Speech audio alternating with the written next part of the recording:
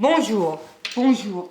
Une astuce pour avoir un masque où il n'y a pas d'air qui passe ici, grâce à un pli sans métal.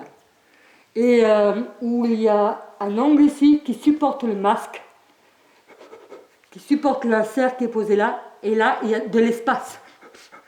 On peut bouger, parler sans manger le masque. Voilà, en 4 étapes. Un petit masque, 21 sur 42. Un moyen, 23 sur 46. Un grand, 25 sur 50. Des rectangles, quoi. Après, il y a un pli central. Le pli central, c'est pour faire ça. De 3 cm de large. Ça donne ça. 23 sur 46. Je retourne pour faire les ourlets. Je couds de chaque côté.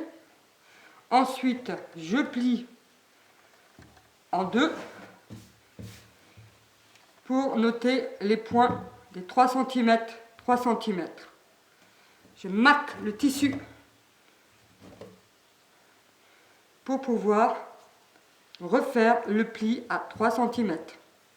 3 cm. Ça donne ça.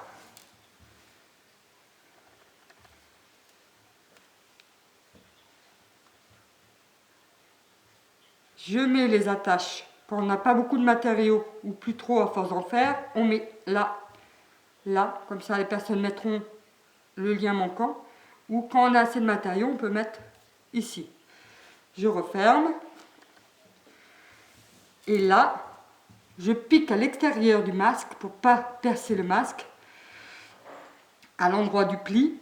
Et ensuite, j'étire le pli intérieur. Je vais chercher à l'intérieur et je le tire un tout petit peu. Et là, je le repique. Pour coudre la ligne là, droit. Tout en gardant le pli à l'extérieur. Je couds ici. Pareil de l'autre côté. Ça donne ça. Avec le pli intérieur qui sort. Le pli intérieur qui sort. Je le retourne.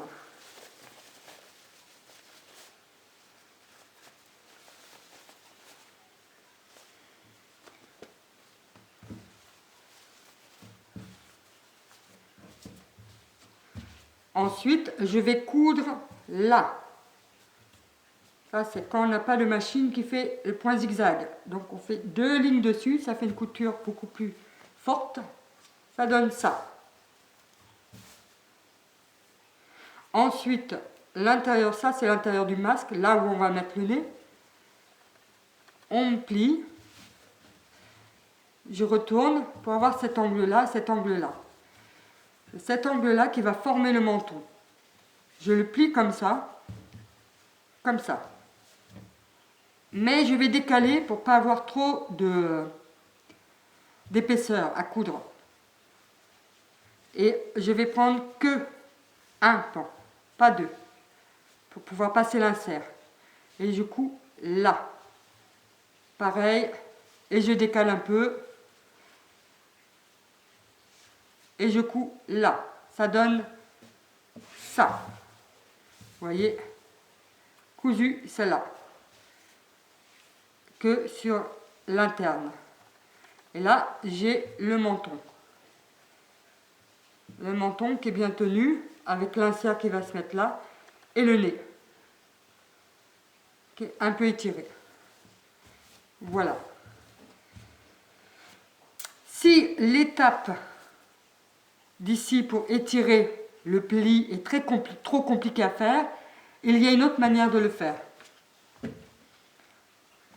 C'est-à-dire que je reprends le carré, je le plie en deux. Là, c'est la ligne centrale. Sur la ligne centrale, ici, je mets la petite lanière, mais à l'intérieur. Hein. À l'intérieur, vous voyez, je la mets à 3 cm. 3 cm. Là, je mets là, là, et là à 3 cm. Ou la longue, à l'intérieur. et je couds là, et je couds là. Je retourne, ça donne ça. Bien prendre l'angle, bien prendre l'angle.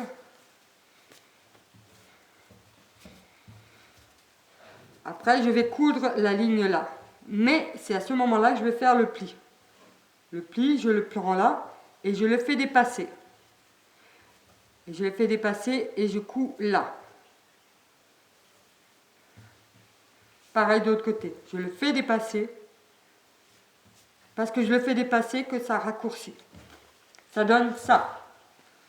Vous voyez? J'ai exagéré exprès pour qu'on voit bien. Les débordements. Ensuite, ça c'est l'intérieur. Je fais comme ça, je plie, je retourne. J'ai cet angle, j'ai la poche intérieure. Je le pose à peu près sur un angle comme ça, sur un angle comme ça, et je décline pour pas avoir trop d'épaisseur. Tac. Autrement c'est double ourlé. Et je couds là. Pareil pour l'autre. Ça donne ça. C'est cousu à l'intérieur de chaque côté. Un seul, ça suffit. Et du coup, nous avons l'angle qui va tenir le menton et l'angle qui va tenir le nez. Voilà. Amusez-vous bien. Bye.